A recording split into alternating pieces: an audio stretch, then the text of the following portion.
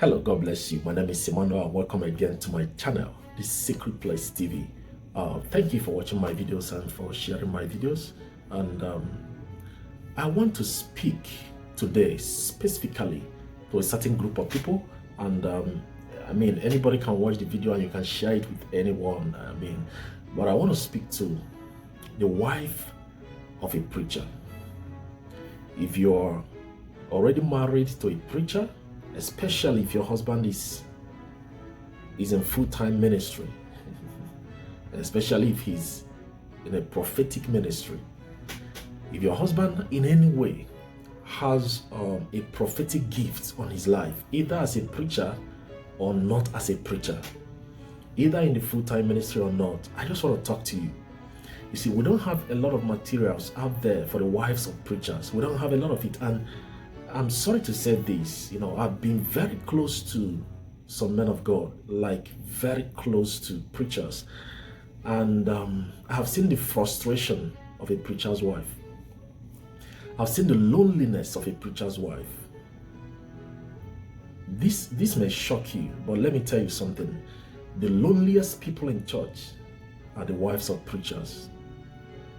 And that is it. And I'm doing this video as a way of, I just want to share an idea with you.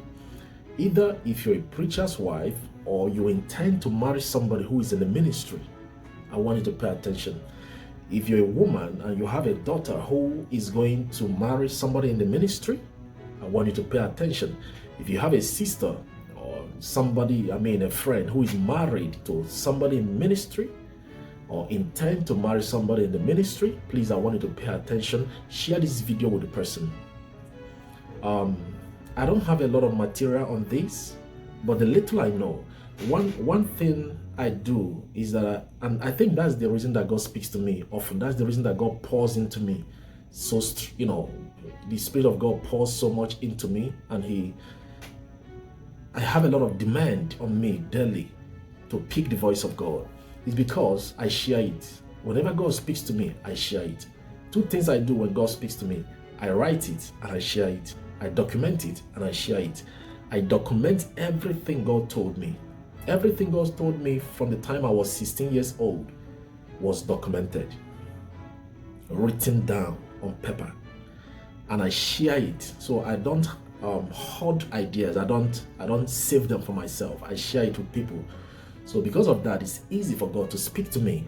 So I want to share the little I know with you. If you're a preacher's wife, I want you to pay attention. If you intend to spend the rest of your life with somebody who is in a ministry, please, I want you to pay attention. If you have a friend, a sister, a daughter who is in a ministry, who is getting married to a man who is going into the ministry, I want you to pay attention. Because if you don't understand the man you are married to, you will be frustrated. I'm sorry to say that. You will be lonely. So I want to tell you one or two ways that will help you to understand who you are married to. Unfortunately, we don't have a lot of books out there for preachers' wives. We don't have a lot of materials out there. And sometimes people in church don't understand that the wife of a preacher the wife of a pastor, the wife of your pastor, sometimes they have challenges. They are going through things they may not share with you. And they are going through things they may not share with you. So it's important for you to understand where they are. Understand is a challenge to be a preacher's wife. It's a calling, it's an assignment. What I normally tell people is this. If you don't understand a man's calling, don't marry him. Even though he is called to ministry, try to ask him, to specify the area of ministry he's called to, so that it's very important to know if he's called to be a pastor, an evangelist, a prophet, an apostle, a teacher, and the scope of his ministry. Because you got to understand the scope, his vision, his purpose, his assignment. Understand what God has called him to do. If you don't understand the calling of a man, his purpose in life, don't even try to marry. Don't fall in love with him. Don't do that. Please don't go into a relationship with somebody until you understand his calling. If you know he's called to ministry, ask him specifically, what has God called you to do? Please, this will save you from a lot of headache. I'm telling you. Let him specify to you, what is your calling? Who are you called to? What is your audience? Are you called to youth ministry? Are you called to healing ministry? Or are you called to outreach, mission work? Let him specify to you. Because when the ministry begins to grow and enlarge, when God starts to put a demand on him, when God begins to put huge demand on him, you are able to understand where he's going. So this is very important. It's very, very important. So there's a woman in the Bible that I have a lot of respect for. Sarah in the Bible. God placed a lot of demand on Abraham. When God told him to leave his father's house and go to a land he's going to show him, Sarah was there. She followed him. And then God told him, take your son, your only son, whom you love, and I'll show you a mountain to sacrifice your only son. The wife was there. The wife was there. She understood. She allowed Abraham to take the only son to go and sacrifice. If your wife does not understand, anyway, let me go into my brief teaching. All right. There's a way to discern the spirit of a man, especially a man who is called to ministry, because you have to understand that he's your husband, but he's not your husband. He's your husband, but he's a man of God. He belongs to you, but he belongs to God. He belongs to you, but he belongs to the people. So you got to understand these dynamics. One, he belongs to God, he belongs to you, he belongs to the people. So if you understand these dynamics, you'll be fine. That there are moments that this man may not be there. I was listening to a documentary. I think I was reading a book about Billy Graham, and he said something. He said that he will attribute most of his successes in the ministry to the wife, because the wife was able to allow him and release him to go for like 6 months on a stretch to go and preach the gospel. Billy Graham. Now these are men that leave their family 1 year and go preaching the gospel around the world. 6 months, 8 months, and the wife is at home taking care of the kids. I'm praying for him. Men like Reinhard Bonnke, of blessed memory. Men like Benny Hinn. These are men that when I look at their wives, I'm like, my God, to be married to a man like that will leave his children, leave the wife for months to go preach the gospel. Now, I'm not saying that will happen to you, but let's pray it doesn't, Now, let me tell you something. Understand his calling. If you don't know his calling, ask him to be specific, because he might start as a local preacher and God will take him global. Understand his calling. Understand if God has called him to teach. If he's a teacher or a preacher, apostle or a prophet, an evangelist, a missionary. Find out the scope of his calling, his vision, where he's going in life, and the locality, the country, geographically, where God has called him. There are people who are called to a certain geographical area. Find out someone like Reinhard Bonnke. God told him, I called you to Africa. So all his ministry, everything about Reinhard Bonnke was Africa. So, and the wife understood that. So you got to understand where God has called him. This will help you so that you set your mind, this is where this man is going to. Understand his vows to God. Understand the vows he made to God. There are certain men that made certain oaths. They took certain oaths. They made certain covenant with God. Understand his covenant. If possible, let him show you the written document of his covenant with God.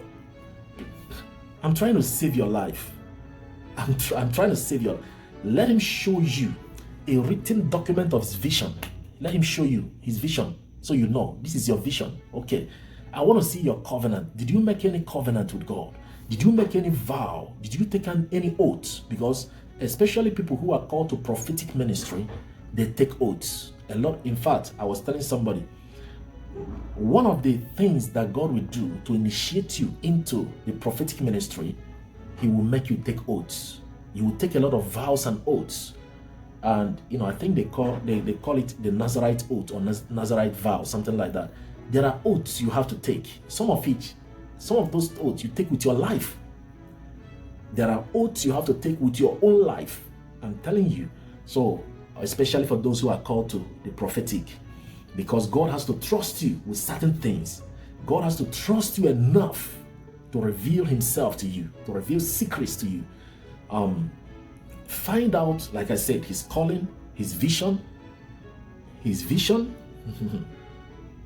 vows, his oaths. If he took any oaths that these are things I will do, these are things I will never do, find out. Don't assume. There is no assumption. I'm speaking to women who are married to preachers or who intend to marry to preachers. Please pay attention. Find out these things about him. Now, find out his journey. What are the things he went through? What are the pains he went through? What are the afflictions he went through? What are the sacrifices he made along the way? Find out the sacrifices along the way. Ask him questions. Ask him questions. You see, when I sit down with a man of God, I ask a lot of questions. I have mentors who are in ministry, and I ask them a lot of questions, either through the phone, internet. I'm asking the questions. Sir, how did you handle this? When you got to this point, how did you choose your wife? What are the signs? When do you feel the prompting to go into ministry? I ask a lot of questions. From the age of 16, I've been asking questions. If you sit around me, the predominant thing about me is that I will ask you questions. I ask a lot of questions because I want to learn. I'm a student of everybody around me. I'm a student of my environment. So I ask questions. So I'm telling you things I observe about men of God. If you're a woman and you are married to a pastor, or you have a friend, a daughter who is going to marry a pastor, or who is married to a pastor, send this video to the person. I'm telling you, send this video to somebody. Find out his sacrifices. What are the things he went through in life? Ask him questions. What did you go through in life? What are the lessons God taught you? What are the points in life that you cried? What are the points in life that God broke you? What are the points in life that God dealt with you? What are the points in life that God disciplined you? Tell me your journey. Ask him your journey. These are very important. Find out the kind of books he read. You see, when I visit some of my friends, or especially those who are in the ministry, or when I visit a pastor or a preacher, I'm looking for his bookshelf. I'm looking for his bookshelf. When I enter your house, I'm looking for your bookshelf. The first thing I'm looking for, anywhere I go, when I visit people, I'm looking for bookshelf. Where is the bookshelf? Because the kind of books you read will tell me who you are. The books you read will tell me. I don't have to ask you any question about yourself. Show me your bookshelf. And I'll look at the titles, the topics of the books, the authors, and I'll tell you this is who you are. Exactly. I won't miss it. I don't miss it. So check the kind of books he read. Check the kind of messages he listens to. What are the kind of preachers that entice him? The kind of preachers that he's attracted to, the kind of books that he read. Find out who is his role models, his role model in ministry, his spiritual fathers. Find out who speaks into his life. Now, whose voice does he respect? If you're a young lady or a single lady who wants to marry a brother who is going into ministry, pay attention to what I'm saying. If he does not have an authority over him, quit the relationship. If he does not have an authority, somebody that he's afraid of, somebody that he reports to, somebody that mentors him, either as a pastor or a spiritual father, or I don't know, a role model, whoever. If he does not have a role model, somebody he's afraid of, there has to be somebody he's afraid of that can talk to him. It's very important. There should be an authority over him. When he starts to misbehave, who do you call? This is very important. So find out these men, the giants that he respects. Personally, I don't follow a man who does not follow anybody. If I discover that you have no spiritual authority over you, I won't follow you because you will mislead me. There has to be an authority over you. So this is very important. What else? Find out his enemies. Yes. You don't know a man until you know his haters, until you know his enemies. One of the ways to know who a person is, find out his enemies. Who are the people that dislike him? What do people say about him? What do haters say about him? Now, let me give you an example. My general overseer, in our church, is Bishop David Oyedepo. I know his enemies. I know people that hate him. I know preachers that speak against him. I know them. But I don't know them so I can dislike them. But I don't know them so I can, speak against them. No, I just know them. I discern his enemies. I discern his enemies. So I'll be careful with them, and I'll be careful with their teaching. It's very important. You don't know a man, you don't know your husband until you know his enemy.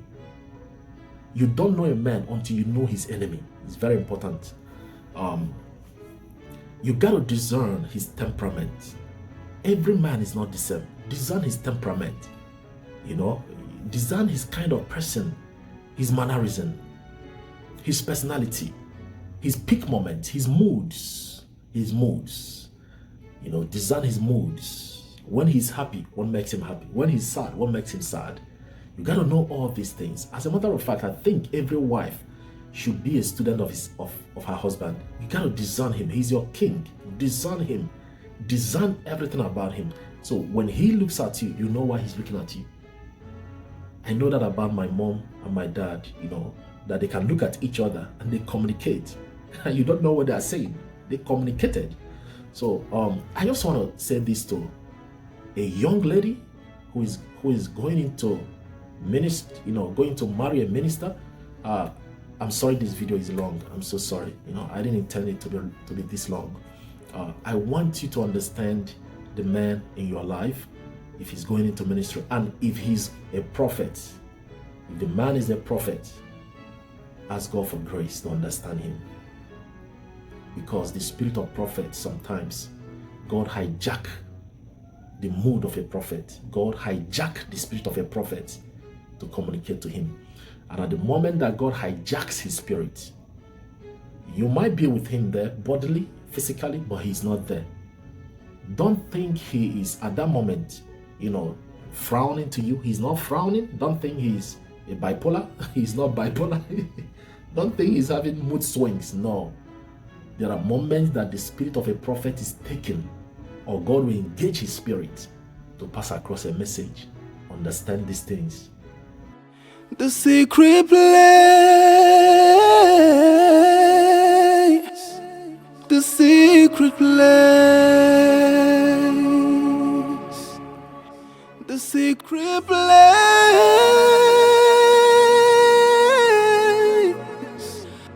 Oh.